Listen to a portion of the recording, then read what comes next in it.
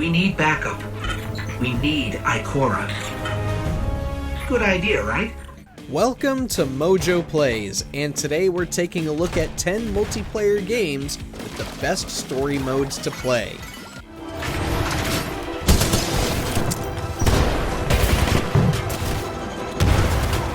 Before we begin, we publish new videos all week long, so be sure to subscribe to MojoPlays and ring the bell to be notified about our latest videos.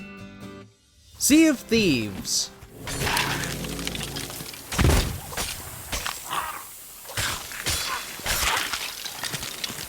When it first launched in 2018, Sea of Thieves didn't have much going for it. It kind of just dropped you into the world and said, "Yar, go be a pirate and do pirate things, me hearty." But this is a video game.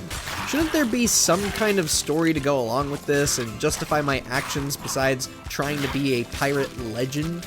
Well, as the years have gone by, Rare has added more and more series of adventures known as Tall Tales.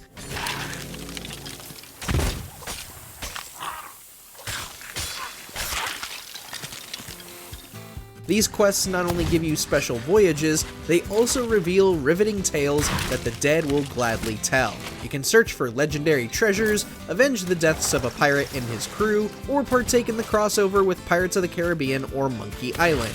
They're all truly fun to experience, both solo and with friends, but mostly with friends.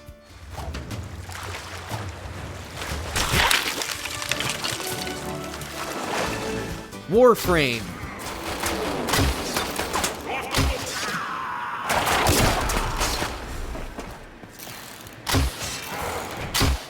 It's almost hard to believe that a free-to-play game such as Warframe could have an engaging enough story to keep players coming back.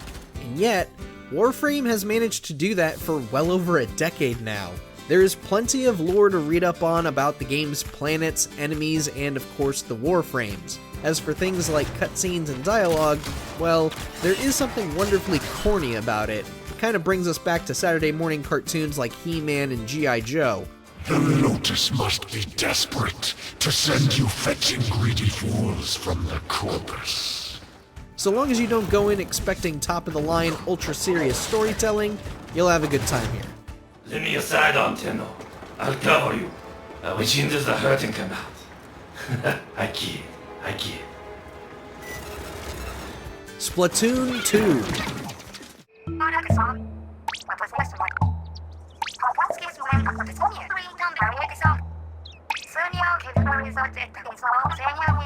We want to acknowledge Splatoon 2 for how it manages to use its campaign as a training ground for the multiplayer. We'll be the first to admit that the AI can be a bit oppressive at times, but Nintendo's level design is on point here. Every mission will test your platforming, traversal, and shooting skills with various weapons.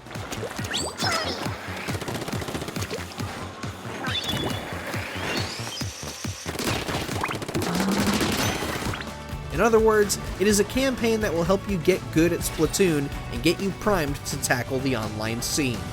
And if you're wanting more of the game's world and narrative, that Octo expansion was widely loved by the fanbase too.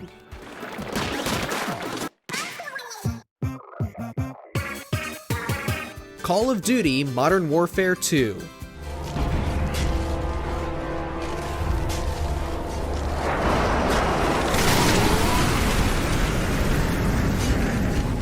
If you were ever curious about why people ever fell in love with Call of Duty in the first place, then you absolutely need to play the original Modern Warfare 2. At the time, this wasn't just a game to let us go pew pew pew. This was a game that understood the importance of set pieces in an action game story, and explored the touchy subject of terrorism and nuclear warfare, which was a super sensitive topic to bring up back in 2009. In some ways, it still is today. Yesterday's enemies are today's recruits. Train them to fight alongside you, and pray they don't eventually decide to hate you for it too. Honestly, it really is the most thought-provoking and clever Call of Duty game to have been made, which is something we never thought anybody could say about the franchise. Seems we're headed the wrong direction, sir. Shouldn't we be coming back to the fight? Plenty of fight to go around, McTavish. Gears of War 2.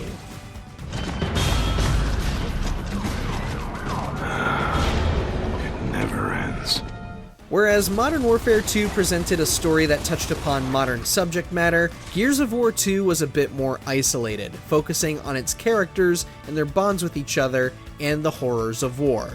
Gameplay-wise, it truly is Gears at its best. Fire in the hole! Damn it! They keep coming! The gunplay is way more satisfying than the first game, and the visual and sound design showcased some of the potential behind Unreal Engine. The only complaint we have with the game is the final boss. Even so, you should really go play this for yourself if you haven't already. In here! Look at this shit!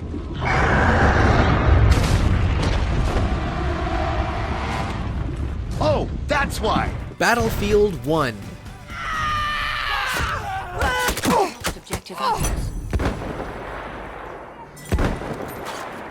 Just when it seemed like Battlefield was struggling to stay relevant, DICE went and found a way to give the IP some juice. Initially, the main appeal of Battlefield 1 was just the fact that it was set in World War I, a tragically historical event that video games have rarely explored.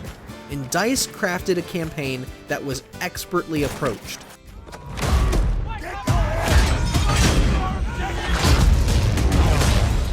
See, you don't experience the story through one linear path. It's not that simple. Rather, you have 6 campaigns to go through, each one showing World War I through the perspective of various different countries and their soldiers. You have the US, the UK, France, Italy, Turkey, and Arabia. It provides much more context to how things unfolded and what it was like on the battlefield, and it's a rare example of games taking historical subject matter like World War I seriously with an educational and open approach.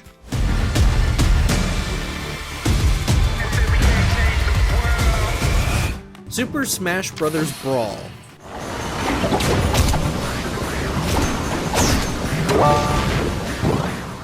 Such a dramatic shift to go from war to colorful crossover fighting game, we know. But just to break up the first-person shooters, we should acknowledge the ambition Super Smash Bros. Brawl had with its campaign. Ask any Smash fan who played it on the Wii, and they'll tell you the Subspace Emissary was the best part about Brawl.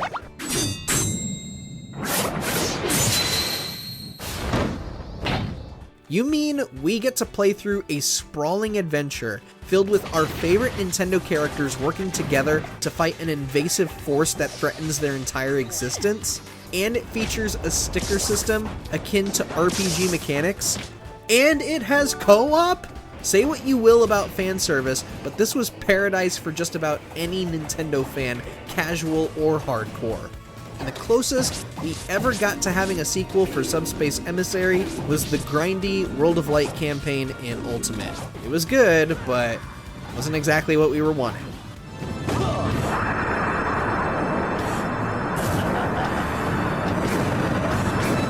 Halo Reach. What's the status? Over! We've been engaged!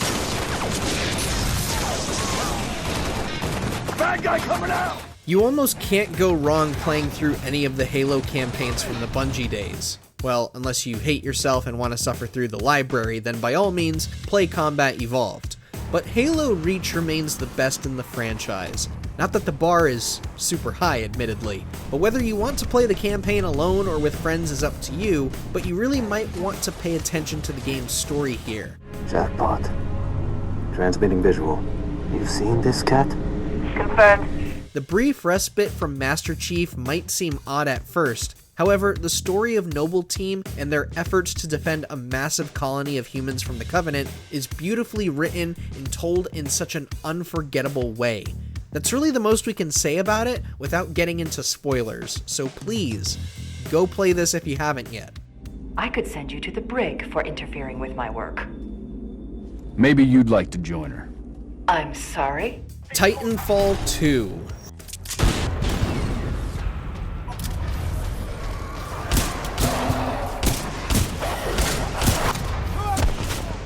Much like Splatoon 2, Titanfall 2 presents a campaign that is primarily meant to help you hone your skills before tackling the multiplayer. They could have easily just made some explosive missions and called it a day, and yet, developer Respawn Entertainment went the extra mile and really fleshed out their world. Visual clear. I've got good tone. Titanfall 2 tells an incredible story about Jack Cooper and his mech, BT, and it is told exceptionally well. There are moments that are genuinely funny, and before you know it, you may actually feel some attachment to these two. Really, we never expected something of this caliber out of Titanfall of all franchises. Mayday, Mayday, going Commander down. Briggs, this is BT-7274. Viper is down. Destiny series.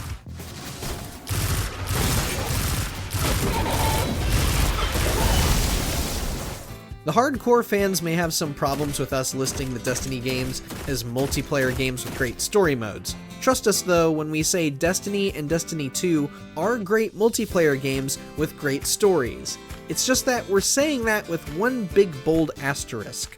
Are we? Mercury? How did we get back here? Destiny 2 has some onboarding problems, as significant chunks of its story have been vaulted away to keep the game's file size reasonable. So, there's quite a bit of homework involved with reading up on lore if you want to play with some idea as to what in the hell is going on. But for the players who have been around since the first game launched in 2014, they swear that the story is spectacular.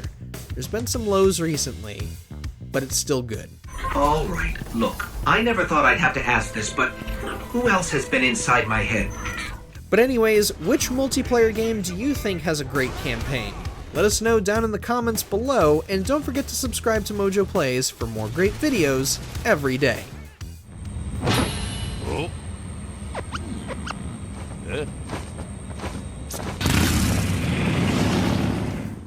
Thanks for watching. If you enjoyed the video, there's more where that came from.